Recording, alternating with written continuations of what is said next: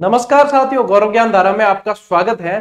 हमारे देश को आजाद हुए 75 वर्ष हो चुके हैं और 75 वर्ष की वर्षगांठ मनाने के उपलक्ष्य में आजादी का अमृत महोत्सव मनाने जा रहे हैं। आजादी के अमृत महोत्सव के दौरान ही साथियों एक गतिविधि है जो हर घर तिरंगा, यानी कि हर व्यक्ति जो है तिरंगा फहरा सकता है, अपने देश के प्रति देशभक्ति और अपनी भावनाओं का प्रदर्शन कर सकता है। इसी आजादी के अमृत महोत्सव की जो शुरुआत है अब से 75 सप्ताह पहले 12 मार्च 2021 से शुरुआत की गई थी, जो ये 2023 तक चलने वाला है। और इसके अंदर एक हर घर तिरंगा अभियान है जो 13 अगस्त से 15 अगस्त तक मनाया जाना है। तो इसके लिए हमें क्या सावधानी रखनी चाहिए साथियों, क्योंकि तिरंगा तो सभी घरों में पहुंच चुका है और सभी के पास है, लेकिन ये तिरंगा जो है हमारे राष्ट्र का सम्मान है, हमारे सम्मान का प्रतीक है। तो इसके साथ में हमें क्या नियमों को अपनाना चाहिए, हमसे कहीं गलती ना हो जाए, इसका मान सम्मान कैसे किया जाए। तो आम नागरिकों के अंदर काफी कम लोगों को नियम पता है। झंडा संहिता के तहत इसके नियम बनते हैं, तो वो सारे नियम इस वीडियो के माध्यम से एक शॉर्ट वीडियो के माध्यम से अपन समझेंगे। उससे पहले साथियों समझते हैं भारत के झंडे की जो यात्रा है वो कैसे चली थी। भारत के झंडे की जो साथियों आकृति आप देखते हैं, जो आप इसकी डिजाइन देखते हैं, वो डिजाइन बनाई गई है पिंगली वेंकैया द्वारा। उससे पहले ये जो डिजाइन आप देखते हैं साथियों, ध्यान देना इसमें कि भारत का ये जो झंडा है इसके अंदर 3 कलर है। जो सबसे ऊपर केसरिया कलर है साथियों वो बलिदान का रंग है, जो बीच में सफेद प्रतीक है वो आपको सभी को पता है शांति का प्रतीक है, और नीचे जो हरा है साथियों रंग वो वृद्धि और अपने समृद्धि का प्रतीक है, और जो बीच में जो चक्र है वो सत्य एवं जीवन का प्रतीक चक्र है। भारत का ये जो झंडा है साथियों वो 22 जुलाई 1947 को अपनाया गया था। इसकी जो डिजाइन है वो पिंगली वेंकैया द्वारा तैयार की गई थी। भारत का झंडा अभी तक 6 चरणों से गुजरा है। यदि देखोगे तो 1906 में जो भारत का झंडा था वो ये था। 1907 के अंदर देखोगे तो ये था जिसमें चंद्रमा, सूर्य और वंदे मातरम बीच में लिखा हुआ है। 1917 के अंदर देखो ब्रिटिश फ्लैग के साथ में ये था। 1921 के झंडे में आपके चरखा बना हुआ है, लेकिन वो इतनी आकृति इसकी नहीं थी बराबर। लेकिन 1931 में आप देखोगे तो बीच में चरखे का चिन्ह है, और 1947 का जो ये 22 जुलाई 1947 को अपनाया गया साथियों, ये है अपना वर्तमान में जो झंडे का जो अपन देखते हैं वर्तमान झंडे को, वो ये 1947 में अपनाया गया है।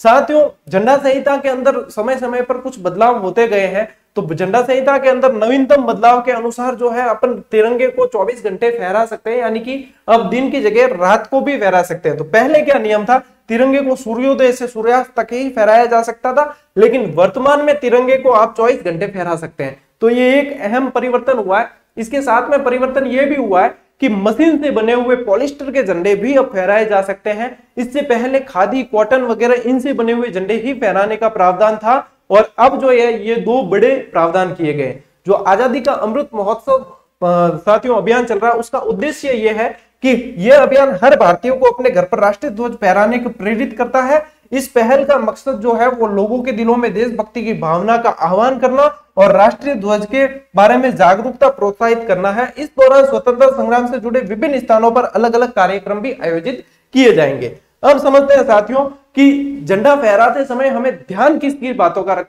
रखना है, क्योंकि अभी हाल ही में मैं जैसे बाजार किसी काम से गया था, तो वहां पे देखा कि एक बच्चा जो है झंडे को मतलब अपने लपेट कर ऐसे घूम रहा था। तो उस समय तो मैंने तो वहां समझा दिया, लेकिन ये जागरूकता आप लोगों के माध्यम से और फैलनी चाहिए, और हमें एक एक बात का ध्यान रखना चाहिए कि हमारे सम्मान के साथ में कोई गलती ना हो और राष्ट्रीय ध्वज को बिल्कुल उचित सम्मान मिलना चाहिए। तो भारतीय झंडा संहिता के अनुसार साथियों यदि अपन देखें एक एक पॉइंट को देखते हैं, तो राष्ट्रीय ध्वज या खादी, राष्ट्रीय ध्वज जो है साथियों खादी, कॉटन, रेशम, पॉलिस्टर से निर्मित हो सकता है। तो नवीनतम बदलाव के अनुसार मशीन से बना हुआ पॉलिस्टर का झंडा भी हम फहरा सकते हैं, कहीं कोई समस्या नहीं है। दूसरी बात यह है कि राष्ट्रीय ध्वज को इस तरह फहराए कि केसरिया रंग सबसे ऊपर हो। हमें यह ध्यान में रखना है। कई बार क्या होता है कि झंडा फहराते समय हम लोग इतने एक्साइट हो जाते हैं और इतने उसके अंदर मशगूल हो जाते हैं वातावरण में कि हम ये नहीं ध्यान रख पाते कि हरा रंग ऊपर आ रहा है या केसरिया ऊपर आ रहा है। तो केसरिया ऊपर आना चाहिए, बीच में सफेद है ही, और हरा नीचे होना चाहिए। ये एक इनका क्रम बिल्कुल अच्छी तरीके से ध्यान होना चाहिए। राष्ट्रीय ध्वज को साथियों आधे डंडे पर नहीं फहराना है, और इसको मतलब पूरे डंडे पर ही फहराना चाहिए। अगला नियम जो ध्यान में रखना है वो ये है कि राष्ट्रीय ध्वज के ऊपर पेन, पेंसिल, स्केच किसी से भी कुछ भी नहीं लिखना है। कई बार क्या है कि जैसे कोई कहीं किसी शॉप से भी लेके आए, दुकान से लेके आए, तो वो अपनी मोहर लगा देता है, जैसे किताबों पे लगाता है, तो वो बिल्कुल भी अलाउड नहीं है। किसी भी चीज से उसके ऊपर कुछ भी नहीं लिखना है। झंडा जो है साफ रहना चाहिए। आप पेन से भी अपना नाम वगैरह कुछ भी नहीं लिख सकते, फर्म का नाम वगैरह कुछ नहीं। ये झंडा संहिता के खिलाफ है, इस बात का विशेष ध्यान रखें। इसके अलावा साथियों, यदि झंडा फटा हुआ है तो भी वो नहीं फहराना है। क्षतिग्रस्त राष्ट्रीय ध्वज नहीं फहराना चाहिए और राष्ट्रीय ध्वज को इस तरह नहीं फहराए कि जिससे वो जमीन को छुए या बहते हुए जल को छूता है। ये सभी झंडा संहिता के विरुद्ध है। इन बातों का विशेष ध्यान रखना है। और ऐसे भी नहीं फहराना है कि झंडा झुका हुआ भी नहीं रहे, क्योंकि झुका हुआ झंडा जो है शोक का प्रतीक होता है। यहाँ पे और भी साथियों जो नियम है वो ध्यान रखने आपको। राष्ट्रीय ध्वज को एक ही डंडे पर फहराया जाना है। ऐसा नहीं है कि आपको बड़े डंडे पे फहराना है तो आप दो जोड़कर और उसको फहराएंगे, वो भी अनुचित है। एक ही डंडे पर राष्ट्रीय ध्वज को फहराना है। अगला जो नियम है वो ये है कि उस डंडे पर अन्य कोई ध्वज ना हो। ऐसा नहीं, आप किसी संगठन से संबंध रखते हैं तो आजकल हर संगठन के, हर पार्टी के झंडे अलग अलग होते हैं, तो राष्ट्रीय ध्वज के साथ में उस डंडे पर और कोई भी झंडा नहीं लगेगा। राष्ट्रीय ध्वज अकेला ही फहराया जाएगा, तो इस बात का भी ध्यान रखें। और साथियों, राष्ट्रीय ध्वज के क्षतिग्रस्त होने पर या गंदा होने पर अथवा अभियान समाप्ति के उपरांत सार्वजनिक स्थल पर या ऐसे स्थान पर नहीं फेंका जाए जिससे ध्वज के सम्मान को ठेस पहुंचे। इस बात का विशेष ध्यान रखना है। हमारी फितरत होती है इंसानों की कि गरज मिट गई और उसके बाद में हम ध्यान नहीं देते हैं। तो राष्ट्रीय ध्वज का विशेष रूप से ध्यान देना है। आप फहराएं, बहुत अच्छी बात है, और आप देशभक्ति का प्रदर्शन करें। आप लोगों के अंदर ये भावना जगनी चाहिए, लेकिन इन सभी बातों का विशेष ध्यान में रखते हुए, न सिर्फ इसलिए कि दंड संहिता का उल्लंघन करने पर हमें दंड मिलेगा, बल्कि ये भावना आपके अंदर से आनी चाहिए, तभी आप इसका सम्मान कर पाओगे। ठीक है। और ये जो है आपको ये चीजें और बतानी भी है, लोगों को समझानी भी है, क्योंकि ये आपका कर्तव्य बनता है, ये आपका दायित्व है देश के प्रति और राष्ट्रीय ध्वज के प्रति। राष्ट्रीय ध्वज को हर घर तिरंगा अभियान की समाप्ति के पश्चात निजी तौर पर धोकर अथवा सहेज कर घर पर ही सुरक्षित रखें। धोकर रखना है। मान लीजिए कि रास्ते से कहीं आ रहे हो और कुछ गंदा हो जाए या कुछ ऐसा हो जाता है, साफ धोकर बिल्कुल अच्छी तरीके से सुखा कर और उसके बाद में आप सहेज कर ससम्मान अपने घर में रख सकते हैं।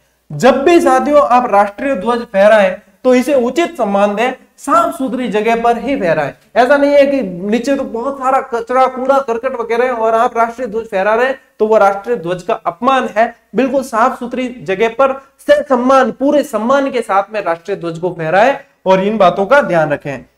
किसी दूसरे झंडे या पताका को राष्ट्रीय ध्वज से ऊंचा या बराबर नहीं फहराया जाए। यानी कि आप मान लीजिए कि तिरंगा फहरा रहे हैं और पास में किसी दूसरे संगठन का या पार्टी का झंडा उससे तिरंगे से ऊपर जा रहा है, तो वो भी कहीं ना कहीं राष्ट्रीय ध्वज का अपमान है। राष्ट्रीय ध्वज जो है सबसे ऊपर रहता है और ये सर्वोपरि है। ठीक है ना।